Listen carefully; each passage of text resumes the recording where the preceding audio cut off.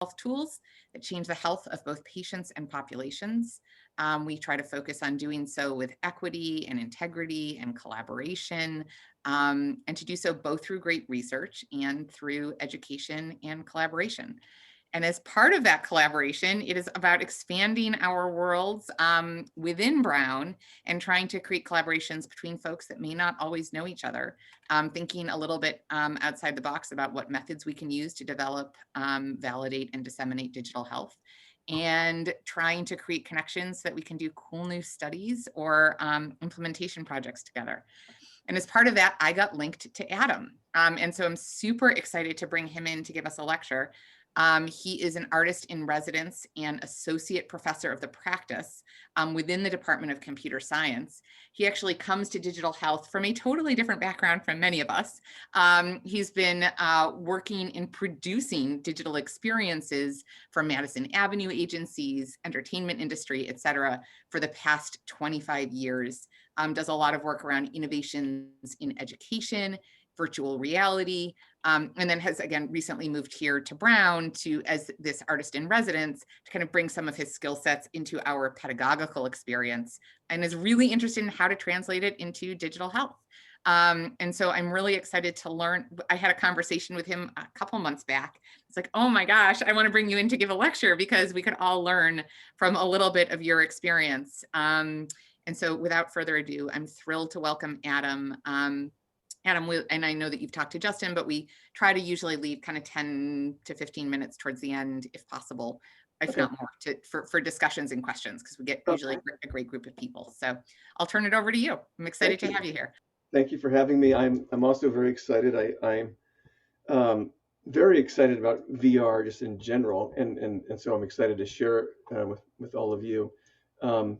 It's a technology I was introduced to 30 years ago in 1990 when I was an undergraduate, and at that time, a time when the technology was even more clunky than it is now. I was just blown away by this ability to create a sense of presence in digital worlds, of any design really, and the possibilities seemed limitless to me.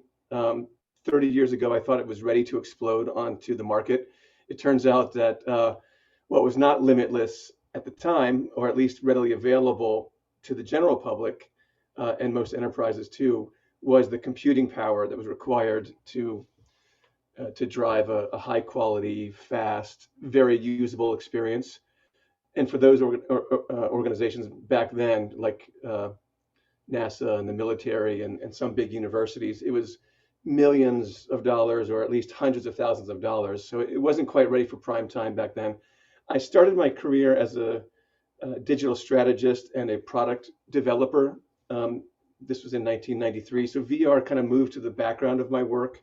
It was something I kept an eye on, and it came forward a few times, but mostly I was working with more ubiquitous digital media until about 5 years ago, when this long incubation period for the technology reached a point where one didn't need a supercomputer, but a decent home computer now has the computing power.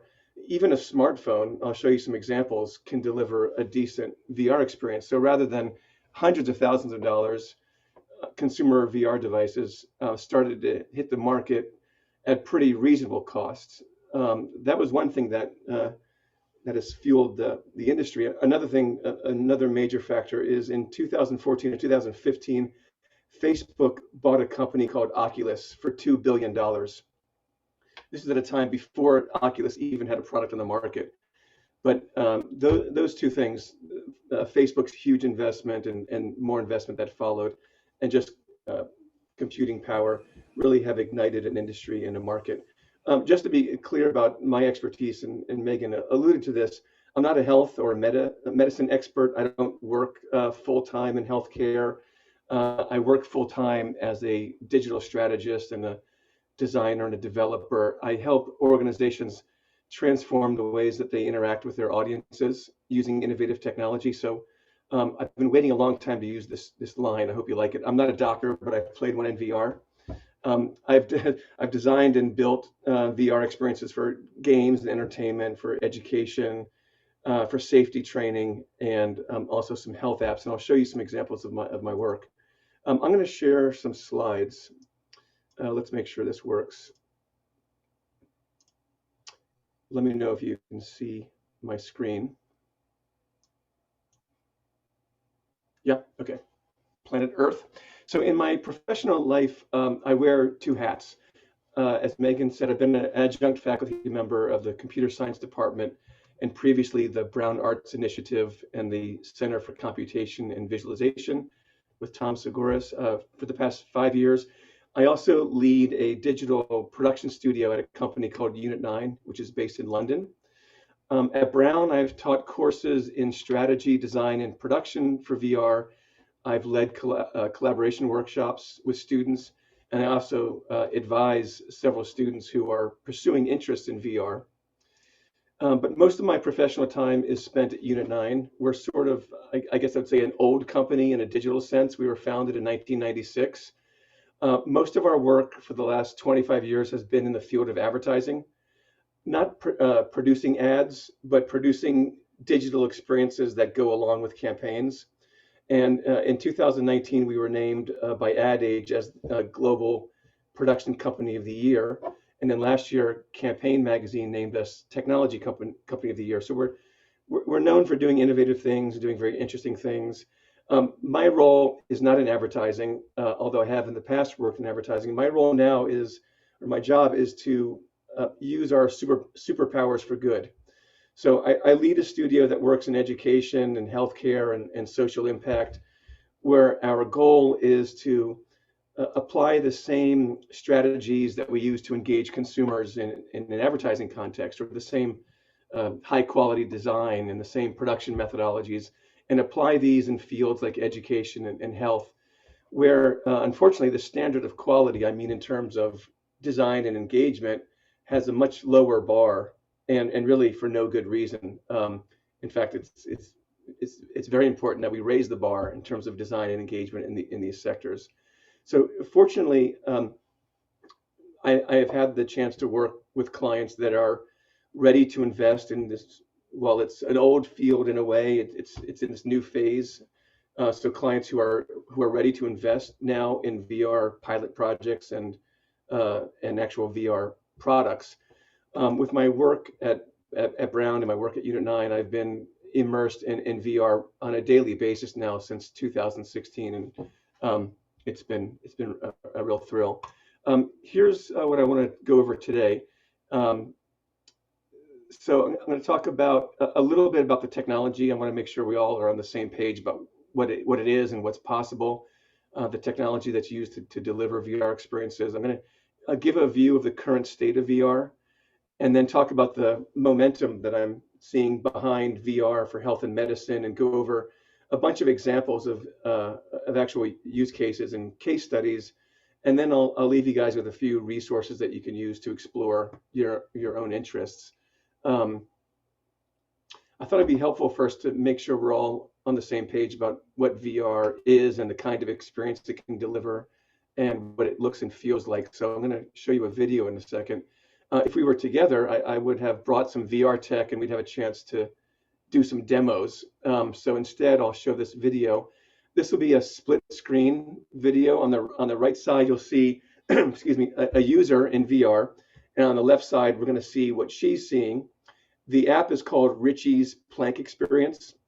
It's a simple, great demo in which the user rides a virtual elevator to the top of a skyscraper, and the elevator doors open up, and there's this virtual plank extending 10 feet out and what appears to be about 80 stories high above a city. And if this video plays well, I want you to watch how impactful the illusion is, despite the fact that the user should know that she's safely planted on stable ground. So let's see if this works. Do you have any idea of what this might be like? Absolutely nothing. Okay. How are you with heights? A little bit scared. Do I want to go in the lift? It's up to you. You go. What happens if I go in the lift? So have a look. So if you go in the lift. Oh my god. And then if you see the buttons on your right hand side. Yeah. That's the plank one. Plank. Yeah. Oh my god. Are you going up now? Oh my god, I am. Yeah. Okay. I don't like it. Can you see? Oh my god, it's so tall. But I know that it's not really tall. Do I walk on the plank? Yeah, go for it. It's not real, remember? I could do that because I know my other foot is still in the lift. Okay, yeah. Ah! Jesus! You want me to hold your arm? Yeah, where are you? Okay, I can't... I'm touching you, okay? Hold my arm a bit tighter, like... Oh my god! Oh my god! Okay. I'll stop it there. I just wanted you to get a sense for how the mind is so easily tricked. And I use this demo a lot when I show people because it's just so effective. In that example, you see several of the key features that a VR system delivers. First of all, the visuals, 360 degrees and stereoscopic, so creating the illusion of a 3D world. The sound is also hugely important, and there's the sound is spatial. So you hear wind sort of around you. You hear traffic and the sound of horns honking below. You might hear a bird over there, and you can hear the music from the elevator behind you. So the sounds are positioned in space, which increases this sense of immersion and ultimately the feeling of presence. There's also haptic feedback. So you notice the woman was holding these hand controllers, which vibrate, and so as she pushed the button of the elevator, she would have gotten a little bit of a feedback, just a kind of a touch reinforcement. There are also much more sophisticated haptic devices that I'll show you in a few minutes with an example from surgery training. VR, in most cases, also delivers or enables locomotion. So you walk in the physical space, and that causes movement in the virtual space. And then it's interactive. So one can reach out with their hands and touch and grab digital objects, and your actions in the virtual world determine how the experience unfolds. So together, these factors create this strong sense of presence, so much so that one can forget the fact that they're standing in a perfectly safe environment. And I'll show you some examples of patient engagement projects where this sense of presence has great value in things like pain and stress mitigation. This is an example of what a VR setup looks like.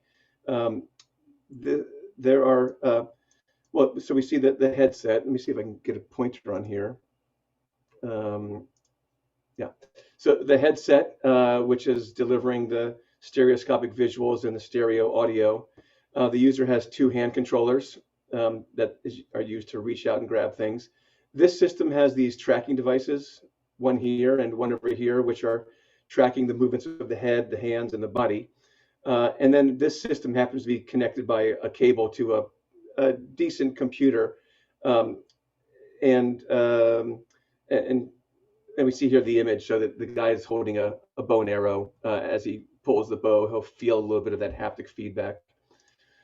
There are four main VR technologies I'll show you. Three of them require a headset, a head-mounted display. And then the fourth one uses video projector technology in a room scale installation. And then I'll just quickly show you a sort of what I call a sibling technology called augmented reality. So this is the simplest and most accessible, the least expensive form of VR. It's a platform that Google created maybe 5 years ago now called Google Cardboard. In this platform, the user uses a smartphone. So you launch an app on the phone.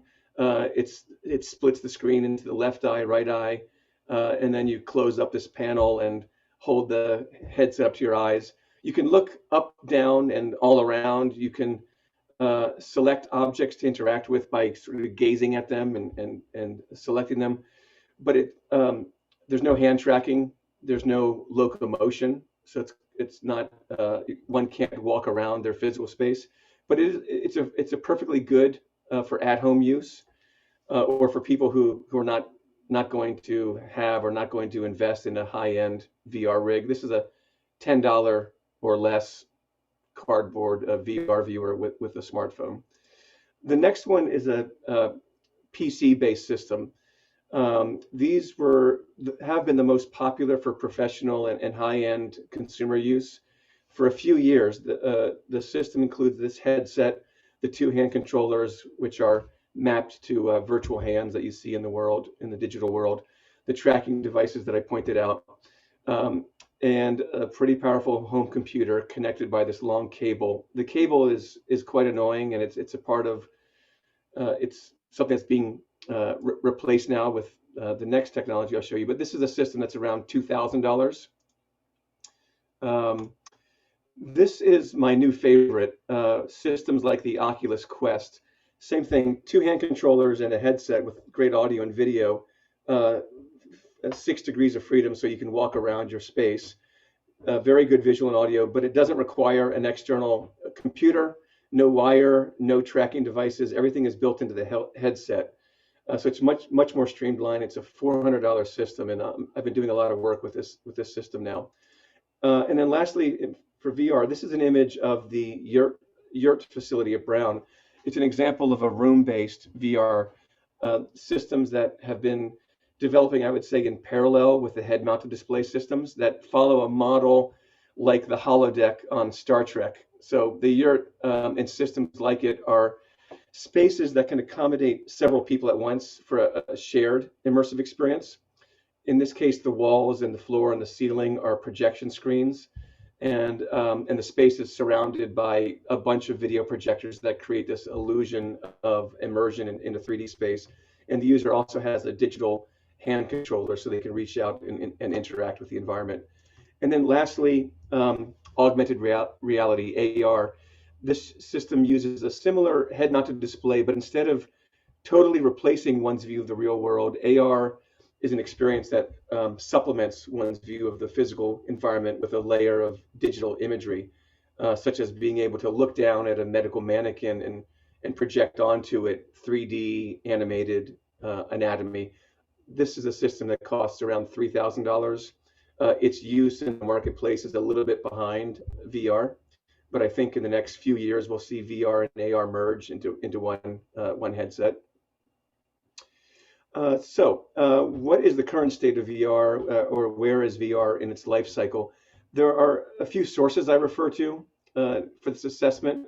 One framework I like for measuring the evolution of new technologies is Gartner's hype cycle for emerging technology, which tracks new technologies across these different phases. From the innovation trigger, which is the initial phase, the point at which a technology is in a concept phase or an idea phase. It's the beginning of the journey. And then the second phase is this, what they call the peak of inflated expectations, where we've seen some early developments. They may be impressive. The technology may enter the market with early forms. There's a lot of publicity. There's a lot of buzz. Investments start to flow. There's excitement about the promise or potential of the new technology. And then the next phase, my favorite, is the dreaded trough of disillusionment. This sort of shakedown phase, I guess, where companies fail and investments are lost and buzz kind of dissipates and buyers aren't buying. There's disappointment. But these first three phases are really tracking public perception, i.e. hype. This is the hype cycle, because what's also happening is there are proper and effective R&D efforts that are successful, and progress is being made in a sort of pragmatic fashion that moves us into this slope of enlightenment. This is where we start to see second or third generation of products, and early adopters, both at enterprises and consumers, start to invest, and buzz builds again on the way towards this plateau of productivity where products become widely implemented, more broadly used. Quality standards and design conventions and best practices are established, and millions or even maybe billions of people are using the technology. I think this is where we are with VR. I say I think because it's been 2 years since Gartner has had VR on their hype cycle, but I think this is about right. This phase where we've seen the buzz come and go and come again, and where what was once a shiny object appeal about VR, like VR for the cool factor, has given way to a world of really many compelling case studies where the early adopters at companies and organizations and consumers are really getting engaged with the technology. For a comparison that we can all relate to, this is what mobile phones looked like in the early stages of the hype cycle, a time when phones did two things. They made calls and received calls. And then this is what mobile phones look like in their last stage of the hype cycle. It's a small, fast, elegant machine that does 1,000 things more than accept and make calls, and nearly half of the world owns one. The current state of VR is probably close to the middle point in comparison to the evolution of the mobile phone. So VR devices are still kind of clunky. The tools for creating VR experiences are not democratized. They really require experts. But things are looking really good. Outcomes from VR applications in a whole bunch of use cases are very impressive. I would say it's now the case that a thoughtful, well-designed VR experience will most likely achieve the objectives of an initiative. And in terms of the march toward ubiquity, we still have quite a ways to go. There's an estimated 200 million VR devices worldwide, which represents about a 2.5% penetration rate of the world population, compared to the smartphone, which is 3.5 billion devices, or 45% penetration rate. In addition to the hype cycle analysis, I also like to look at big investment firms and global consulting firms, and how they view AR and VR. Over the past 4 years, these organizations have conducted broad and deep research and analysis and published these big reports. They all project a very big industry. I don't necessarily put a lot of faith in the actual number that they're projecting. But just for comparison's sake, $150 billion in annual revenue is comparable to the TV industry today. But what's more interesting is, first of all, the fact that they have this belief in a big industry. Goldman, for example, calls VR the next major computing platform, following mainframes and personal desktop computers and then smartphones. And interestingly, for us, all of these reports list healthcare as the second or third biggest investment expected after the entertainment industry. Lastly, to measure the state of VR is the quality of the experiences. The state of the art for VR is very, very good. These images are from games where the best quality experiences are happening right now. We're getting close to near cinematic quality in the visuals and the audio, and we're now starting to see, fortunately, this degree of quality is happening in areas outside of gaming, like health and medicine. So now let's move into the topic of the discussion today. Last February, I attended the VR and Healthcare Global Symposium at Vanderbilt, sponsored by this international association. This was the third or fourth, I think, conference, and it was very impressive to see the amount of growth that happened in just 1 year since the previous conference. And also impressive was the quantity and quality of companies and projects that were presented. So there are now more than 200 VR and AR companies that are targeting these different areas of health and medicine. Another perspective on the momentum in VR for health and medicine is the recent research. In the past 5 years, there have been nearly 500 clinical trials, at least those that are documented on clinicaltrials.gov, studying the roles and the effects of VR in medicine, and another 500, almost 500 studies that are currently active or recruiting. So a lot of good scholarship is happening, a lot of interest from academia. There's been enough activity recently that last summer the FDA set up a working group and hosted a workshop to discuss evaluation techniques and assessment criteria for VR-based medical devices, and to develop standards for applications of VR in medicine, with the goal of accelerating the development of safe and effective VR-based medical devices. In the US, the Health Services Research Center at Cedars-Sinai, I think, is probably the leading center for curating and conducting research. So I'd encourage you to check them out. On my last slide, I have a list of resources, including a link to the Cedars-Sinai VR research website. Also, last year, they published a book called VRX, How Virtual Therapeutics Will Revolutionize Medicine, which I think you'll find very interesting and relevant to a bunch of fields in health. And now I'll segue into presenting some of the more compelling VR use cases in health and medicine. I'll go through these relatively quickly, and I'll present them here as kind of light introductions. If you would like to talk about the details of any of these projects or the status of the work or the results they achieve, then I'll invite you to reach out to me. I'll be happy to talk about them. The first three are examples of my work. The rest are not. But I'll start with three health-related projects that I've produced in the last couple of years. The first one is for Southern New Hampshire University, which has a small campus in Manchester with 3,000 students, but they're really known as a huge online university. They have 130,000 students who get degrees, bachelor's degrees, associate's degrees, in a fully online and remote learning platform. Because of that, SNU is very digital savvy. So I worked with them to envision the future of teaching and learning and to consider the technologies that are most likely to be very impactful in education by 2030. And among these technologies, we decided VR and AR were important. So we've now developed roadmaps to design, test, and iterate solutions. Last year, we built a VR app for a neuroscience course called biopsychology. What we did was we took some of the sections of the course that are both the most challenging for students and the best fit that lent themselves best for a VR adaptation. And we created an experiential active learning modules in VR. We did this for the sake of RCT, which was postponed because of COVID.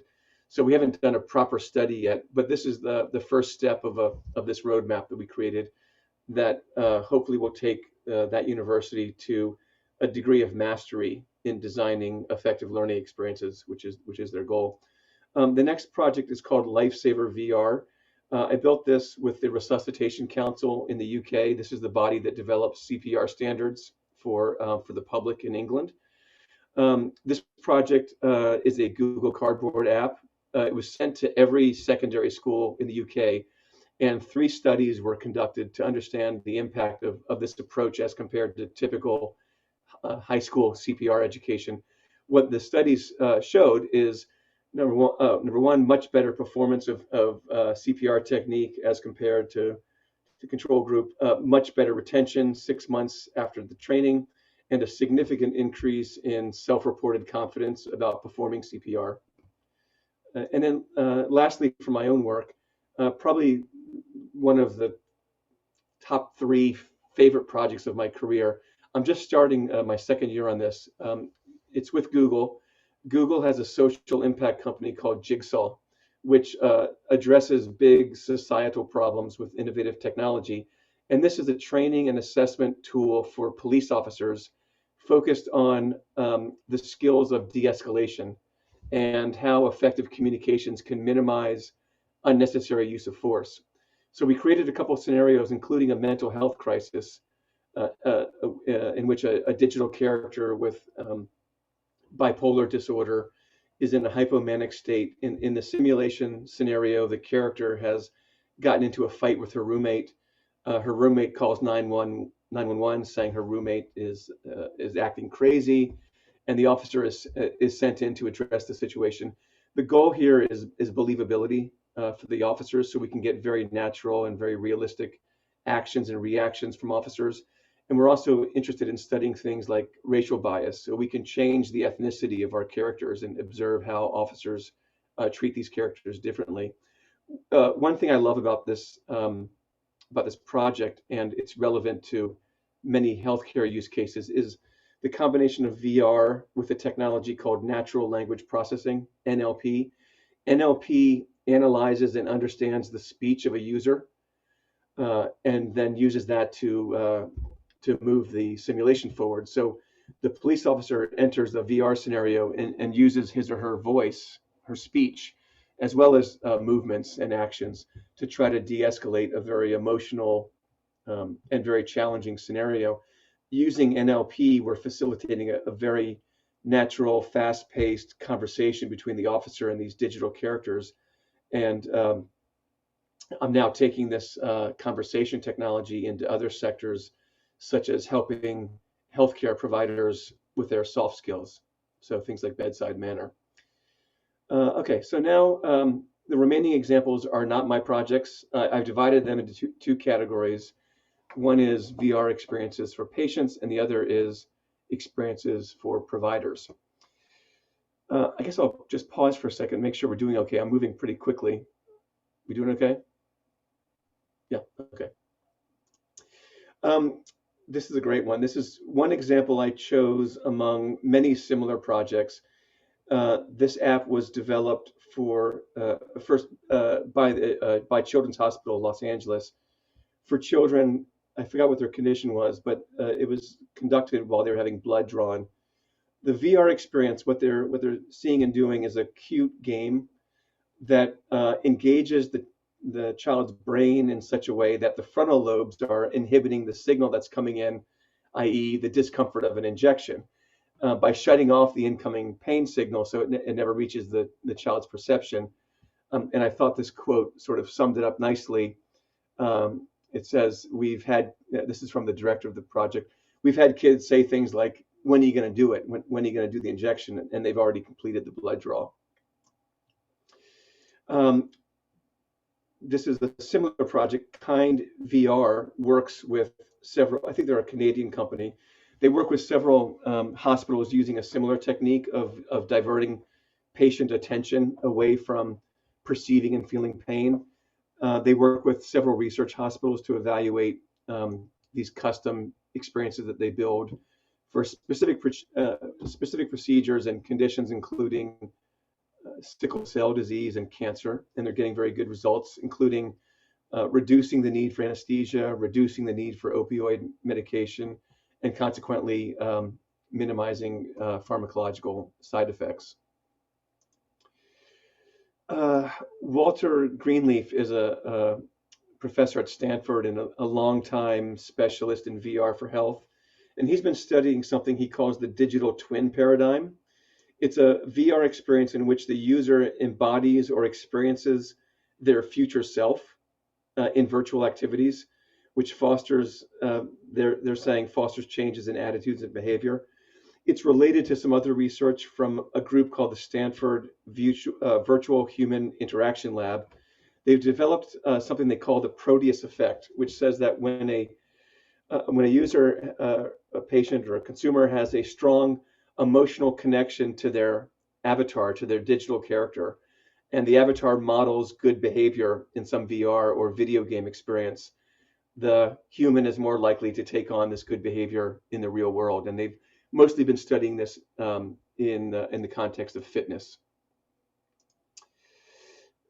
So diagnosis education, this is the idea of moving from an old paper-based model for educating patients with lots of words. You know, it's hard to understand, it's going to be boring for the general consumer, to a model that transforms all that knowledge into an experiential format.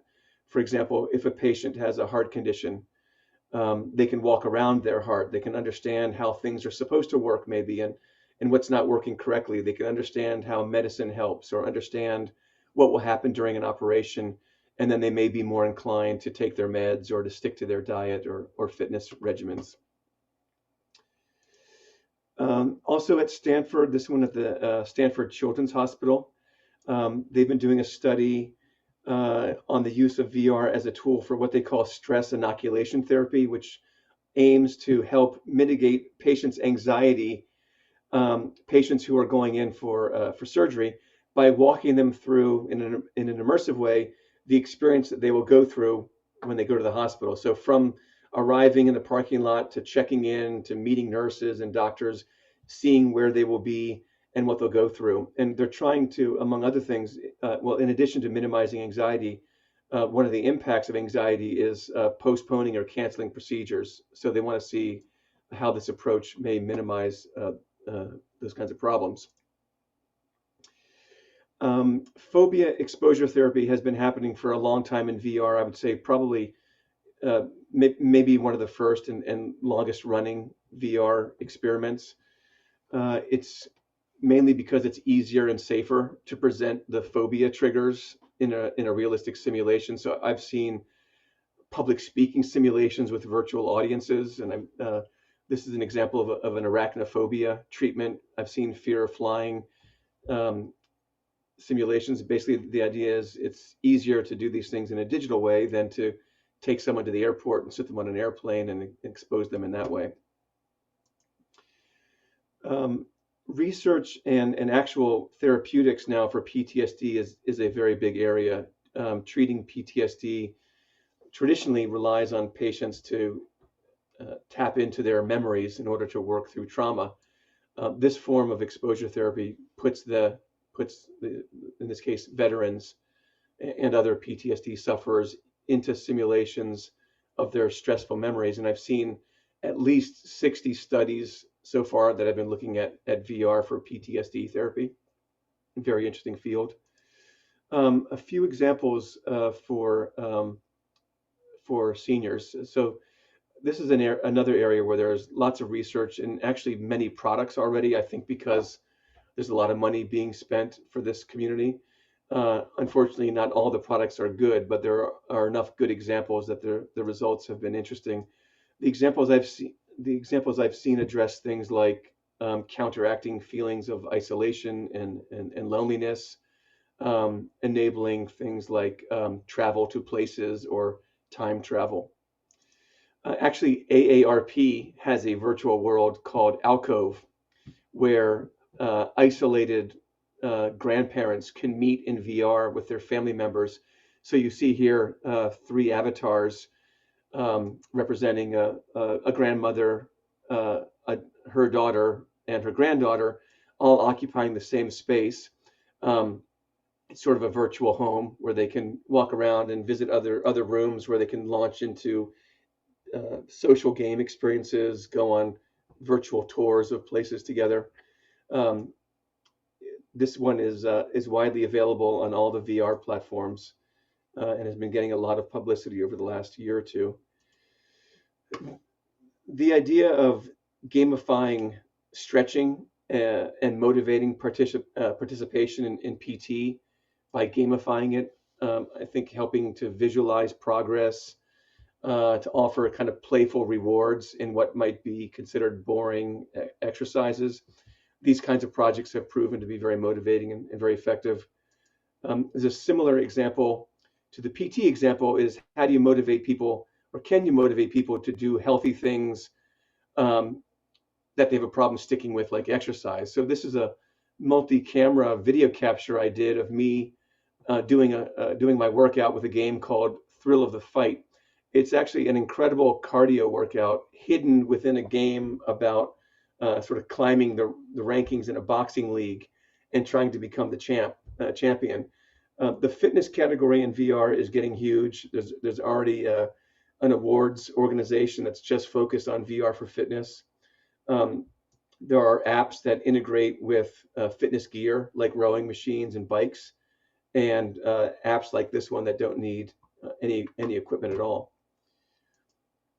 Next, patient education and informed consent. There was an RCT completed last year called Informed Consent through 3D Virtual Reality. They found that VR supported informed consent improves patients' comprehension and their condition without increasing anxiety. And they also found that it helped surgeons and patients build a better relationship before surgery. I think there's been 3 or 4 projects in this category. I'm mindful of time, so I'm going to keep going quickly here. Um, this one's fascinating. A VR experience called Snow World, developed for burn victims to shift the patient's concentration away from their pain, such as the discomfort of bandage changes, to this icy virtual environment that's kind of bathed in these cool blues and whites. It might seem silly, these penguins and this kind of Arctic landscape, but the results were interesting. Burn patients experienced 30 35 to 50% loss, 35 to 50% less pain when immersed in VR, which is about the same reduction as a moderate dose of opioid painkillers. And then the last example in the patient category is this project developed by a lab called Play for Real at the Yale School of Medicine. It's a project for high school kids to help them learn how to deal with peer pressure related to vaping and e-cigarettes. So in the VR experience, they're confronted with scenarios like being at a party or in the school bathroom where someone might encourage you to try vaping, and they learn what works well in terms of saying no and what to say and how to act, so they're better prepared to confront these challenges in life. And now a handful of examples of VR for providers. I've got examples of clinical skill training, interpersonal skill training, projects that facilitate empathy, and then pre-op rehearsal experiences. So this is a project, one of several now, from an organization called the Jump Trading Simulation and Education Center in Illinois, which has developed a tool for pre-op planning using the patient's medical imaging. It allows a surgeon to take a sort of a 3D journey inside the body before the procedure to get a sense for what they will confront during an operation and to plan the procedure. A similar example using the Google Cardboard platform that I mentioned earlier, actually, and this one is so interesting it became a news story. If you search for Google Cardboard saves baby's life, you'll find a story about a baby that was born with a very complicated heart and lung defect, where surgery was required to save the baby's life. The first group of surgeons said they couldn't do it. The parents kept looking and looking. They found someone who said he could do it. The surgeon asked for the hospital's 3D printer to create a model of the heart so he could, hold it and have a close look at it.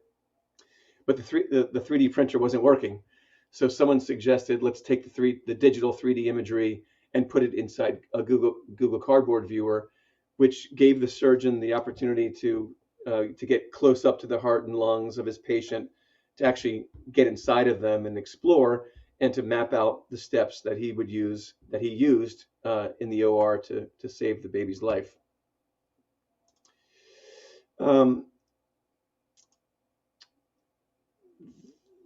Let's see, I skipped one here. So this is an example of anatomy and physiology training using AR. Here, these medical students all see each other. They're wearing the headset, but they see each other.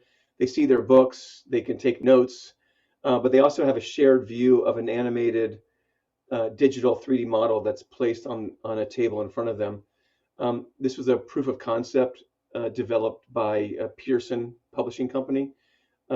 It was developed in part as a response to the acute shortage of human cadavers. It allows for repetitive training and self-study. That is, self-study for students who might have this $3,000 device. It offers a detailed interactive examination of micro features of organs and tissues, things that are not so easy to do with a cadaver, as well as the integration of text, video, and other media to enhance learning. I'm going to probably skip a couple since we only have a few minutes. Surgical training, in this case for teams to work together. This example was up to 4 team members to work on coordination and situational awareness. This one is training that's specific to particular specialized equipment and tools.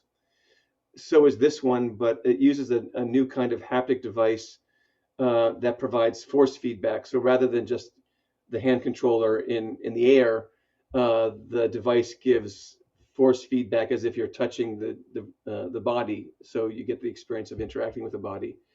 And the last 2 are around soft skills. And these are using similar technologies to what I'm using in the police training project. So this one presents medical students, doctors and nurses with virtual patients who can be imbued with typical emotions and imbued with personalities that give providers the chance to practice their communication skills in a dialogue. The next one, I think the last one here, a similar technology that gives providers a chance to practice delivering difficult diagnoses and face common or even uncommon stressful emotional reactions from the patient so they can get more comfortable with such conversations before doing them with real patients. Uh, as I catch my breath, I'll just leave this slide up for a minute. And I think I'm happy to share these slides so you can go through them more slowly. These are a bunch of, not a bunch, but a few resources I think you'll find very useful. I've also included my contact information, and I'd be very happy to speak to anyone about your interests or about any of the projects that I just went through. So let me turn off the sharing, if I can see how to do that. Justin, do you have the ability to share, to unshare?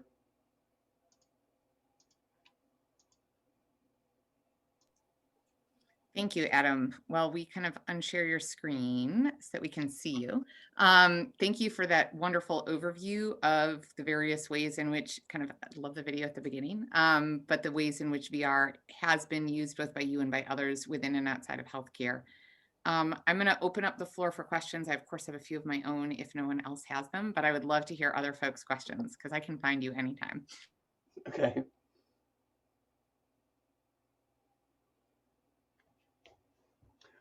I'll start with a question. Was that interesting? Was that new for you guys? I hope it wasn't stuff you've seen before.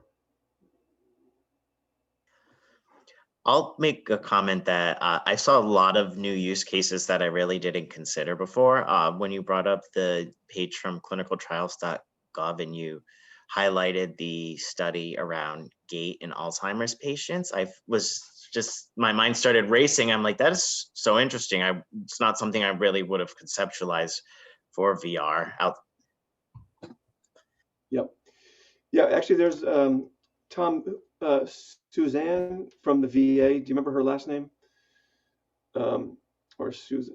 We have a physician in Rhode Island who has been studying, has been using VR to provide physical therapy to amputees, helping them get accustomed to prosthetic devices in VR. So she projects sort of a doppelganger in front of them. What they found was without VR, their gait may have been off, but they didn't perceive it as being off. When their doppelganger was in front of them and they walk on a treadmill, they can see how they're not exactly walking right, and they can correct. Susan D'Andrea, she's at URI now. Susan D'Andrea, yeah.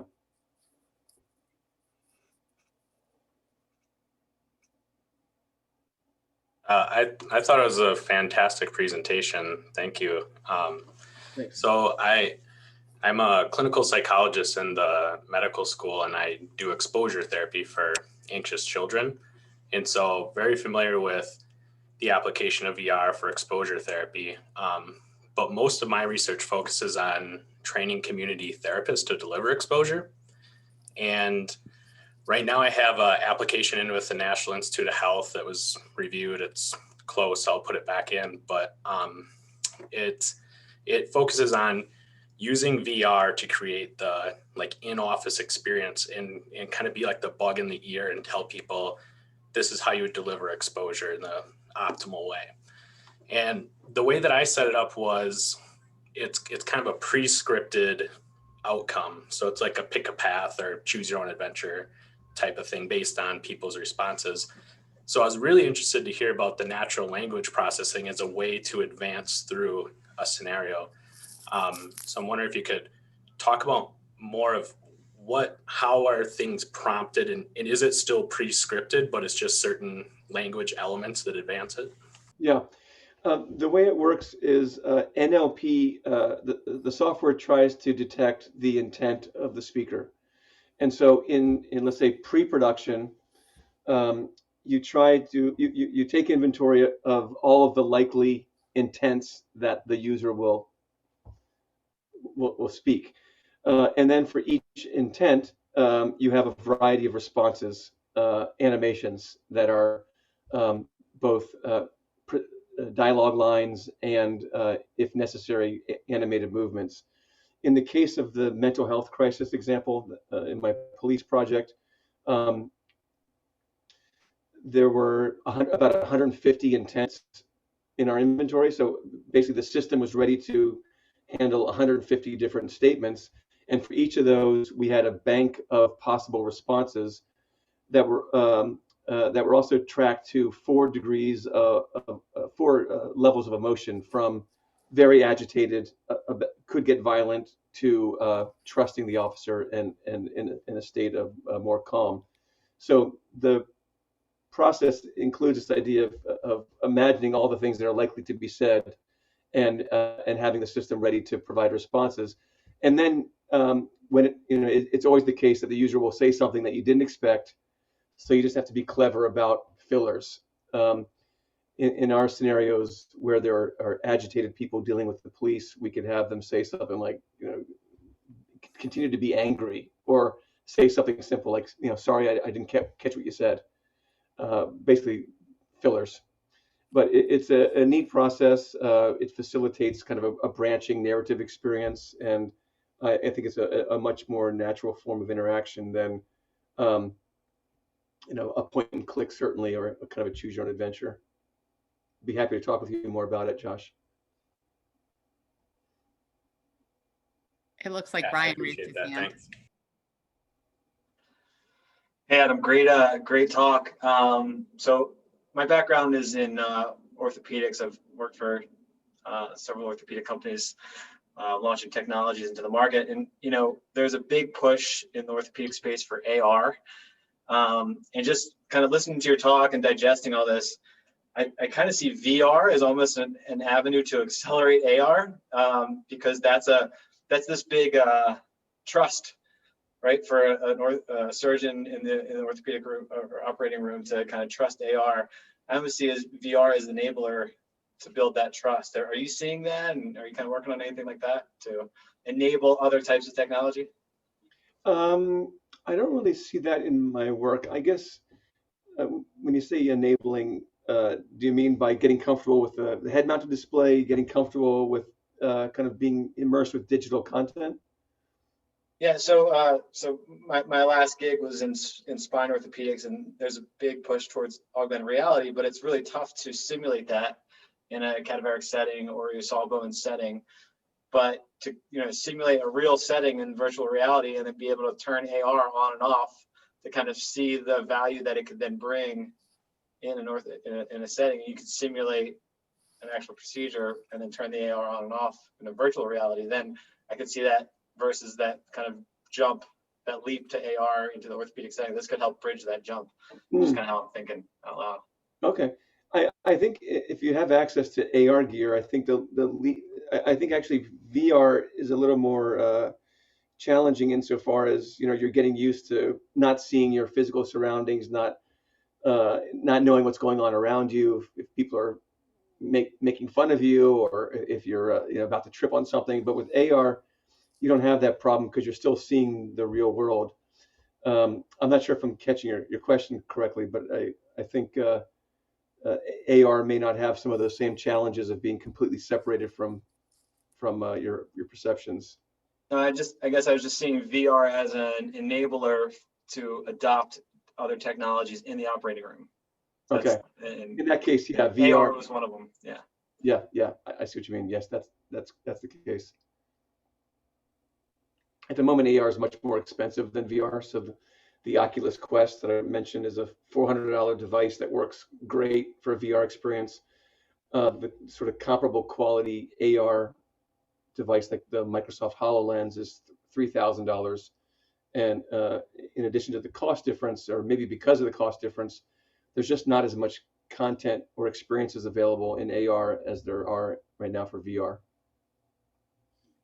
Adam, in our last, I know we're right at the top of the hour now, but can you provide folks who are potentially interested in getting involved in this, just a brief, 30-second, what's involved with starting? If you have an idea that you think would be applicable for VR or AR, is it to contact you? I know that you're part of kind of our Rhode Island VR, the River Collaborative. What would you kind of say is people's next step? And my other related question is, is there a rough estimate of kind of the range of costs for creating your own VR or AR experience?